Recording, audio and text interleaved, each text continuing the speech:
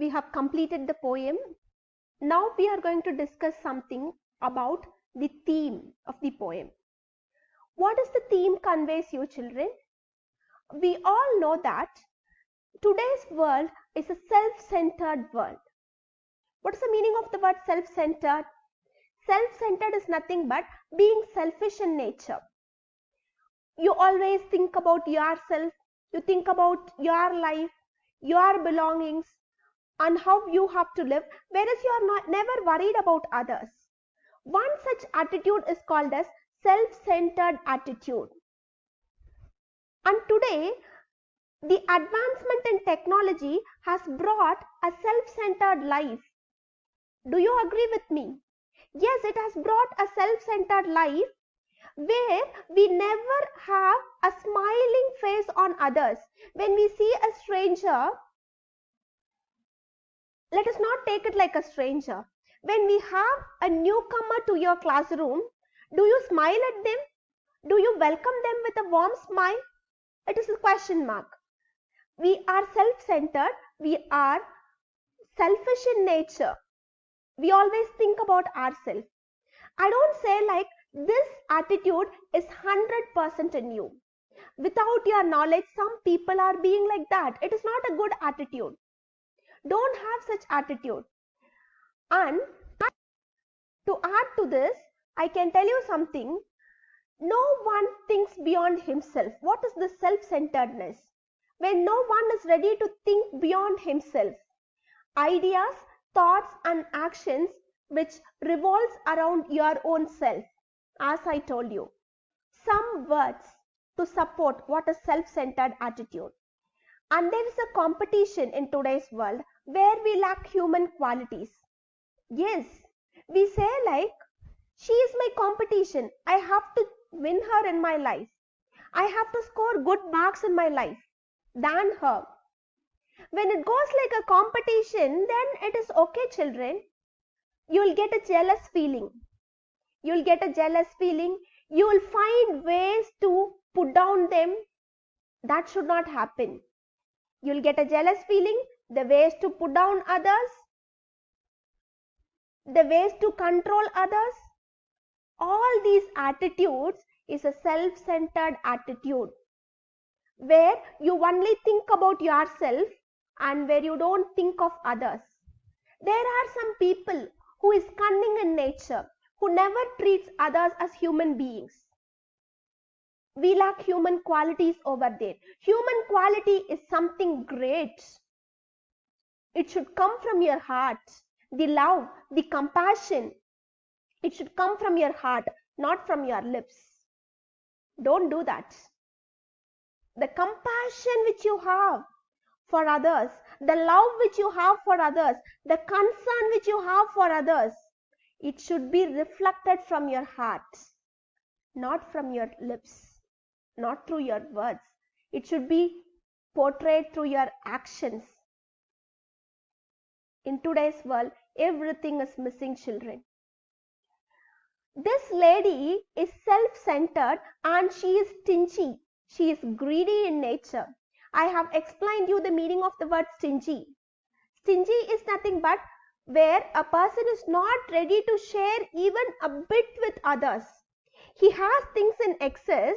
He is not ready to share a bit with others. They are too selfish. This lady is too selfish to share even a piece of cake. What was the end? She got cursed by the saints.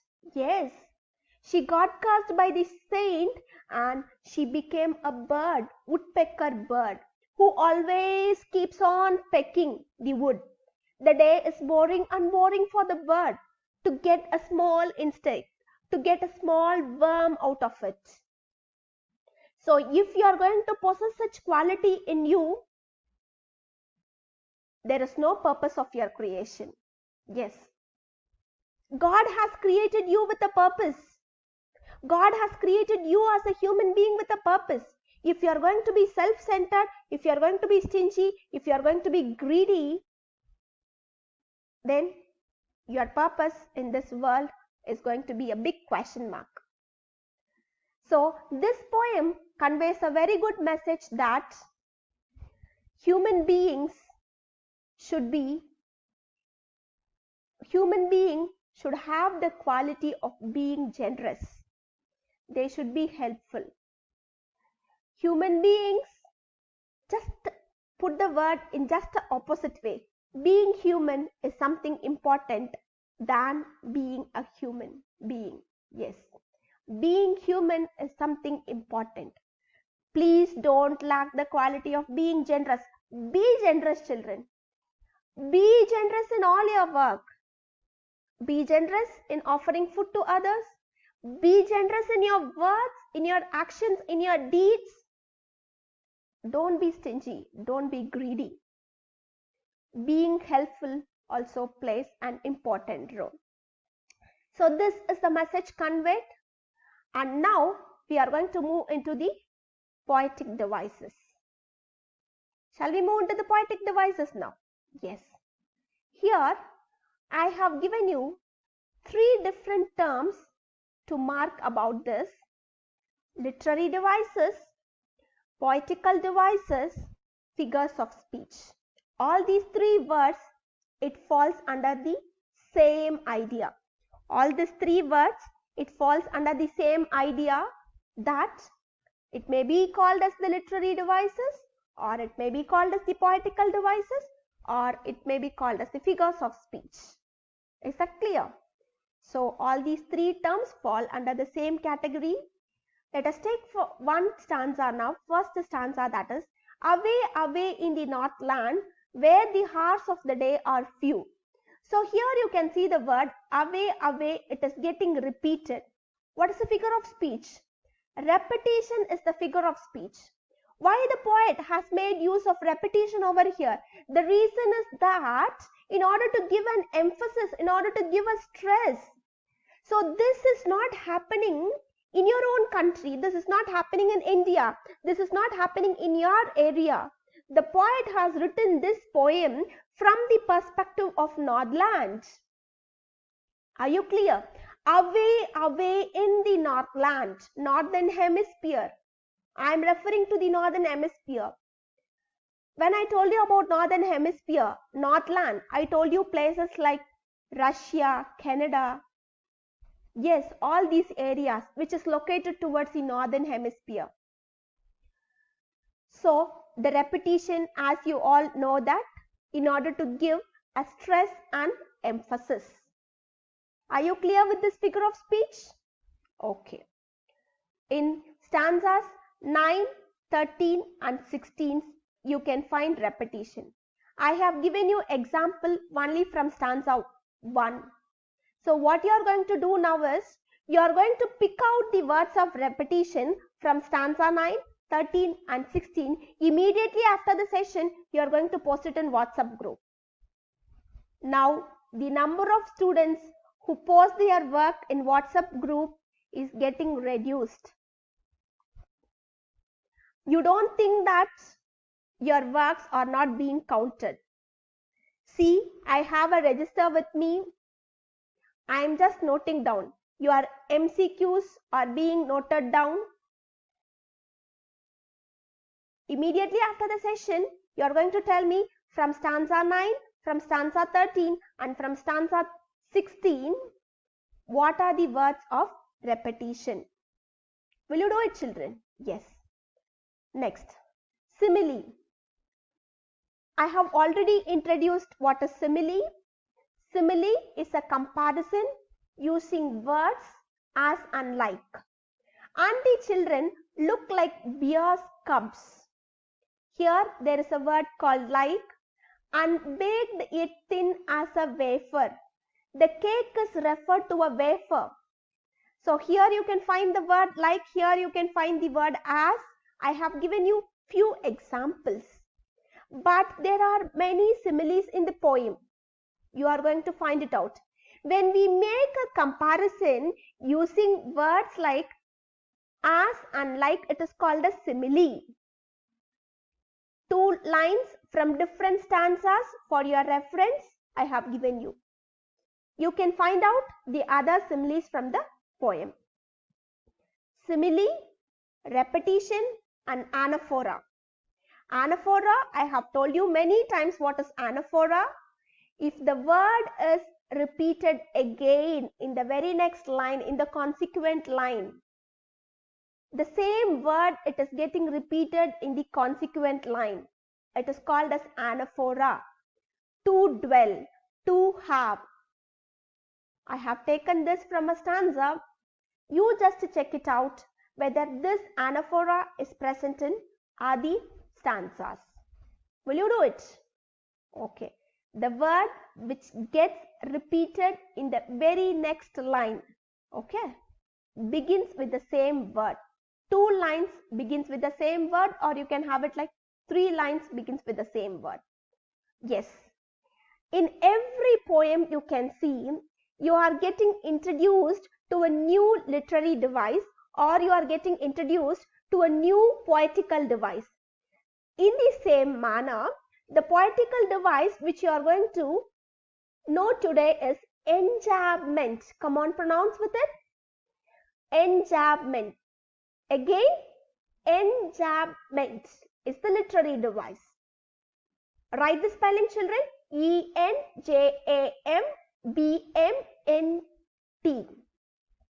E-N-J-A-M-B-M-E-N-T. Enjambment is the new literary device or poetic device which you are going to know in this poem.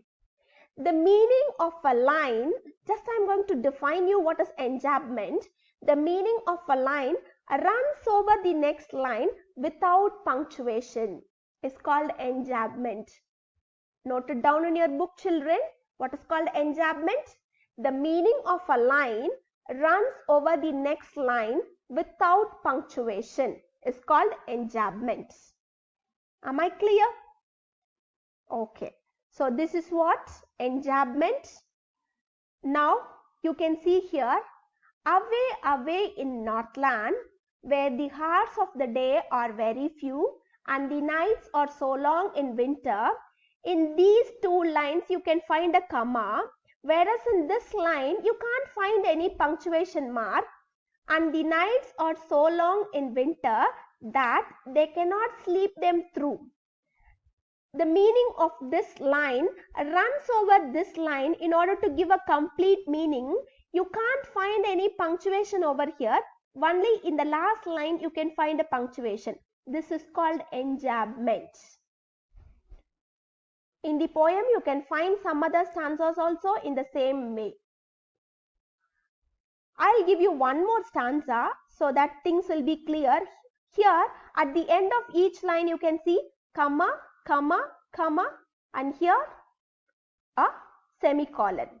So all the lines have a punctuation mark, whereas this line there is no punctuation mark. This line runs over the next line to give a complete meaning. That is called enjambment. Is that clear, children? Okay, that's it. I have not discussed about rhyme scheme because the rhyme scheme of all these stanzas are different. I have taught you how to give the rhyme scheme. You can just go ahead. So we have come to the end of the session, children. This is the end of the session. Before the end of the session, I have to make something clear. I have asked you to submit me a copy of 20 MCQs from supplementary lesson 4 in the Kingdom of Fools. Maximum people of 9th standard have done that work. I have noted down your names. For sure, you will be given your activity mark, whereas those who fail to do that, you will not be given your activity mark. So this poem is over. Next, we are going to start with the next supplementary lesson, The Happy Prince. A beautiful story, children. A beautiful story. Most probably, I'll have one more recorded session with you on that supplementary story. Before that, I want you all to read that story. Read that story and stay tuned till the next class to join with me. Will you do it? What's next supplementary lesson? The Happy Prince. Meet you in the next session. Bye bye children.